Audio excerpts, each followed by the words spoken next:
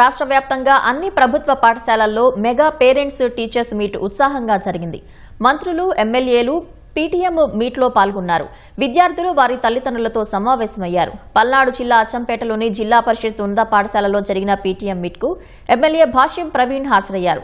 శ్రీకాకుళంలో ఎమ్మెల్యే గొండు శంకర్ పాల్గొన్నారు. పార్వతీపురం జిల్లా సాలూరు మండలం మామిడిపల్లి జెడ్పీ పాఠశాలలో జరిగిన పీటీఎం మీట్కు మంత్రి సంధ్యారాణి హాజరయ్యారు. రాష్ట్ర వ్యాప్తంగా 65 లక్షల మంది విద్యార్థులకు 10,000 కోట్ల రూపాయలు తల్లికి వందనం ద్వారా అందించామన్నారు. 5 లక్షల మంది గిరిజన విద్యార్థులకు గిరిజన శాఖ తరపున 648 కోట్లు జమ చేశామని తెలిపారు. తల్లిదండ్రులు విద్యార్థుల సమస్యలను ఉపాధ్యాయుల దృష్టికి తీసుకెళ్లి పరిష్కరించడమే లక్ష్యంగా మెగా పేరెంట్స్ టీచర్స్ మీటింగ్ నిర్వహిస్తున్నట్లు మంత్రి నారాయణ తెలిపారు. నెల్లూరులోని మూలపేట డిఎస్ఆర్ బాలికల పాఠశాలలో జరిగిన మెగా పేరెంట్ టీచర్స్ మీట్లో మంత్రి నారాయణ పాల్గొన్నారు.